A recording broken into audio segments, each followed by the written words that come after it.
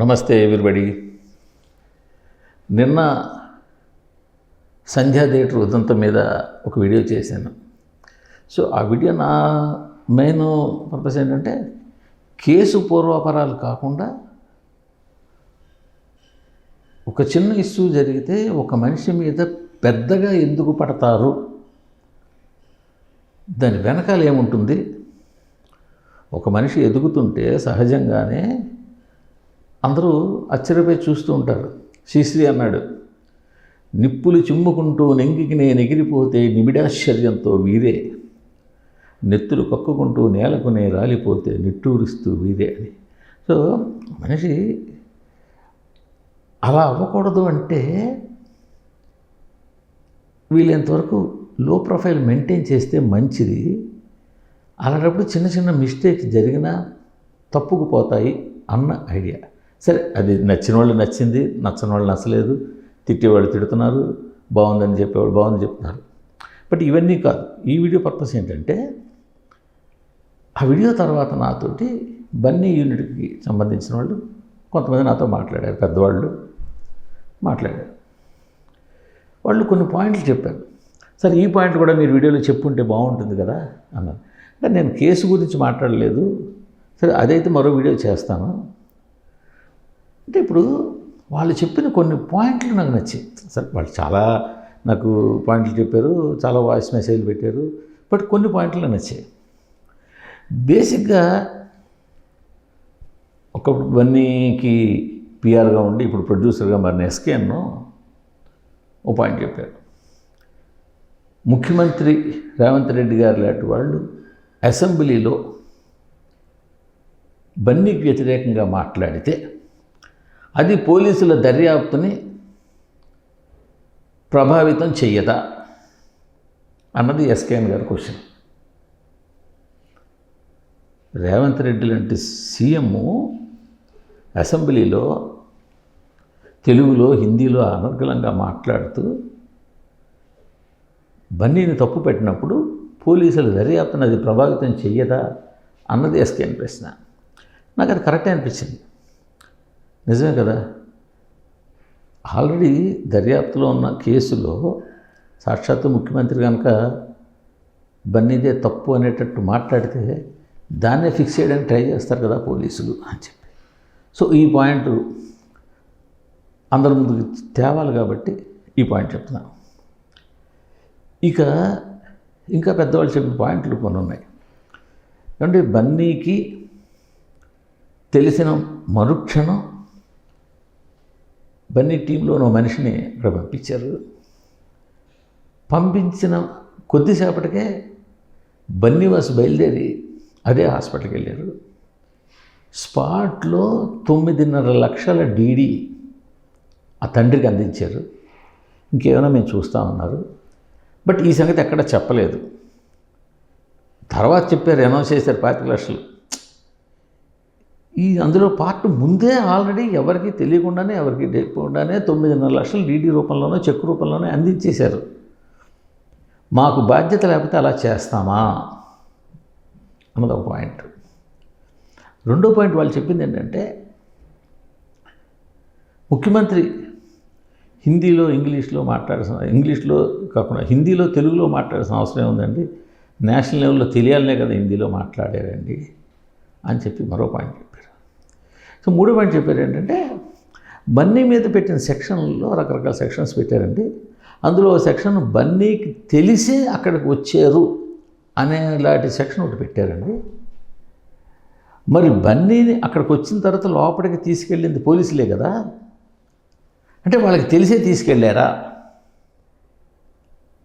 అలా తెలిసే వాళ్ళు తీసుకెళ్తే ఇదే సెక్షన్ పోలీసుల మీద కూడా పెట్టాలి కదా అన్నది బన్నీకి బాగా సన్నిహితంగా ఉండే పెద్ద ఆయన అడిగిన ప్రశ్న. అర్థమైందిగా మీకు? బన్నీ తెలిసే సంధ్యా థియేటర్కి వెళ్ళారంటున్నారు కదా, మరి బన్నీని లోపలికి తీసుకువెళ్ళింది పోలీసులే అయినప్పుడు అదే సెక్షన్ వాళ్ళ మీద కూడా పెట్టాలి కదా అన్నది ఆయన ప్రశ్న. ఇది లీగల్ నిపుణులు చెప్పాల్సింది. ఇక మరో విషయం ఏంటంటే,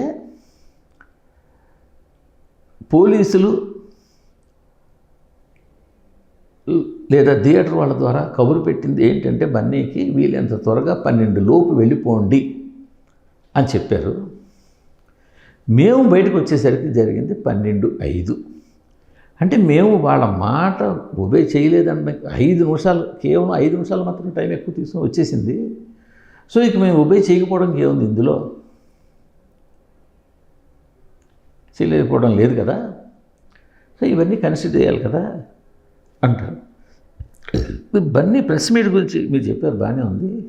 కానీ సాక్షాత్తు ముఖ్యమంత్రి లాంటి వ్యక్తి లేదా ఒక పెద్ద రాజకీయ పార్టీకి చెందిన సభ్యుడు డైరెక్ట్గా బుర్ర తీసిన తర్వాత లేదా ఒక మాట విసిరిన తర్వాత సమాధానం చెప్పుకోకపోతే బన్నీ పరిస్థితి ఎలా ఉంటుంది?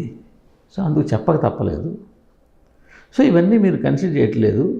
ఇది వెళ్ళింది వాస్తవం, పోలీసులు పిలిచి లోపల తీసుకెళ్ళింది వాస్తవం, పోలీసులు చెప్పిన వెంటనే ఎక్కువసేపు ఉండకుండా 12 బదులు 12:05కి వచ్చేసింది వాస్తవం. సో జరిగింది లోవర్ బాల్కనీ, ఇది అప్పర్ బాల్కనీ, ఆ డిఫరెన్స్ తెలుసు. సంజయ్ థియేటర్లో ఎలా ఉంటుందో తెలుసు, దేని ఎంట్రీ దానికి ఉంటుంది. సో ఈ పాయింట్లన్నీ కూడా డిస్కస్ చేయాలి కదా. అంటే నేను అదే చెప్పాను, నిన్న కేసు గురించి మాట్లాడలేదు అంటే ఇది కూడా మాట్లాడాలంటే సరే ఇది కూడా మాట్లాడతాను. సో బన్నీ వైపు నుంచి వాళ్ళ ఆర్గ్యుమెంట్ ఇది కదా.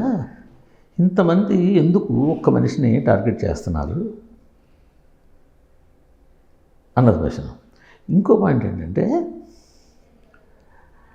ఎంత ఖర్చు అయితే అంత మేమే చేస్తామంటున్నాం, ట్రస్ట్ పెట్టి చూస్తామంటున్నాం, అన్నీ చేస్తామంటున్నాం కదా. మేమేమి బాధ్యతారహిత్యంగా లేం కదా, మేము బాధ్యతతో వ్యవహరిస్తున్నాం కదా. అయినా ఎందుకు ఇంకా అంతలా టార్గెట్ చేస్తున్నారు అన్నది వాళ్ళ ఆవేదన. సో వాళ్ళు పెట్టిన వాయిస్ మెసేజ్లు కావచ్చు, వాళ్ళు చేసిన ఫోన్లు కావచ్చు, వాళ్ళతో మాట్లాడలు కావచ్చు, ఇవన్నీ కలిపి ఇవి పాయింట్లు. ఇవి నేను ఈ వీడియో ముఖంగా చెప్పాలనే ఉద్దేశంతో ఈ వీడియో చేస్తుంది. లేకపోతే నిన్న ఒక మహిళా నిర్మాత ఫోన్ చేశారు. ఫోన్ చేసి, ఏమండి మీరు ఒకవేళ మళ్ళీ కనుక దీన్ని వీడియో చేసి ఒక పాయింట్ చెప్పండి, ఇంతమందిని డబ్బులు తీసుకెళ్ళి ఆ తండ్రికి ఇస్తున్నారు, దాదాపు ఇప్పుడు ₹1 కోటి దాకా ఇచ్చారు, బాగానే ఉంది, మంచి విషయమే. ఆవిడ మహిళా నిర్మాత, అందుకని ఎంతైనా అతను మగాడు ఇవాళకైతే 6 నెలల్లో, ఏడాది తర్వాత, 2 ఏళ్ళ తర్వాత ఎప్పుడైనా మళ్ళీ కనుక పెళ్లి చేసుకుంటే ఆ పిల్లల భవిష్యత్తు ఏంటండి? డబ్బులన్నీ ఆ తండ్రికి ఇస్తే. సో ఇచ్చే వాళ్ళకి నా రిక్వెస్ట్ ఏంటంటే ఆ పిల్లల పేరు నాకు లాంగ్ టర్మ్ FD వేసి ఆ పిల్లలకు మాత్రమే ఉపయోగపడేలా పెడితే కనుక, ఆ తండ్రి ఏదో ఉద్యోగం ఉంటుంటుంది కదా, చేస్తున్నాడు కదా, సో అతనికి ప్రాబ్లం లేదు కదా. ఇప్పుడు పిల్లలు కదా మెయిన్ కావాల్సింది. సో డబ్బులు పిల్లలకు ఉపయోగపడేలాగా ఒక లాంగ్ టర్మ్ డిపాజిట్ చేస్తే బాగుంటుంది అన్నది ఆ మహిళా నిర్మాత చెప్పిన సూచన. సో ఇదే విషయం నేను బన్నీ గారి టీం వాళ్ళతో కూడా ఈ డిస్కషన్లో మాట్లాడితే వాళ్ళు చెప్పారు, అందుకేనండి బన్నీ ఒక ట్రస్ట్ పెట్టే ఆలోచనలో ఉన్నారు ఆ పిల్లల కోసమనే, కేవలం ఆ పిల్లల కోసమని, ఆ పిల్లల సంక్షేమం కోసం ఒక ట్రస్ట్లో పెట్టి దాంట్లో కొంత అమౌంట్ డిపాజిట్ చేసి దానికి ఒక కమిటీ పెట్టి ఒక సినిమా ఇండస్ట్రీ వాళ్ళు, ఒక జర్నలిస్టు, ఒక అదర్ పర్సన్, ఇలా ఒకరితో ఒక బాడీ పెట్టి ఆ ట్రస్ట్ను వాళ్ళు మేనేజ్ చేస్తూ ఆ పిల్లల బాగోగులు, వాళ్ళకి స్కూల్ ఫీజులా, వాళ్ళకి బట్టలా, ఇవన్నీ పీరియడికల్గా ఆ ట్రస్ట్ నుంచి రిలీజ్ అయ్యేలాగా చేసే ఆలోచన ఉంది బన్నీలోను. ఇవన్నీ ఇంకా ఉన్నాయి, కానీ ఈ గడబిడలో ఇవన్నీ రావట్లేదు అని చెప్పి అన్నారు. సో ఇది నిన్న జరిగిన వీడియోకి ఎక్స్టెన్షన్. ఎందుకంటే వాళ్ళు కేసు గురించి, బన్నీ వైపు ఉన్న పాయింట్ గురించి మీరు చెప్పలేదు. సీఎం అసెంబ్లీలో మాట్లాడడం వల్ల కేసు ప్రభావితం అవుతుందని మీరు చెప్పలేదు అన్నది ఎస్కే అన్నమాట. ఆ విధంగా బన్నీకి బాగా సన్నిహితంగా ఉండేవాళ్ళు చెప్పింది ఏంటంటే, మా వైపు తప్పు లేదు, తెలిసిన వెంటనే ఇమీడియట్గా మనిషిని పంపించాము, తర్వాత బన్నీవాస్ వెళ్ళారు, 9 నెలలు డీడీ ఇచ్చారు, ఆ తర్వాత నుంచి కంటిన్యూ మానిటర్ చేస్తూ ఉన్నారు. సో ఎక్కడే నెగలెట్లేదు. ఇంక ఉండిపోయిన పాయింట్ ఏంటంటే సంజయ్ థియేటర్కి వెళ్ళిందే తప్పు అంటున్నారు. బన్నీ వెళ్ళేసరికి పోలీసులు గేట్ తీసి రమ్మని చెప్పారంటే పర్మిషన్ ఉందనుకుంటాడు ఆయన.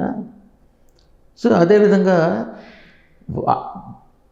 ఏమీ పర్మిషన్ లేకుండా వెళ్ళాడు బన్నీ అని సెక్షన్ మీద కేసు పెడితే, ఏ పర్మిషన్ లేకుండా వచ్చిన లోపల తీసుకెళ్ళిన పోలీసుల మీద కూడా అదే కేసు పెట్టాలి కదా అనేది వాళ్ళ ఆర్గ్యుమెంట్. సో ఈ ఆర్గ్యుమెంట్లు, ఈ పాయింట్లు నిన్న నా వీడియోలో లేవు.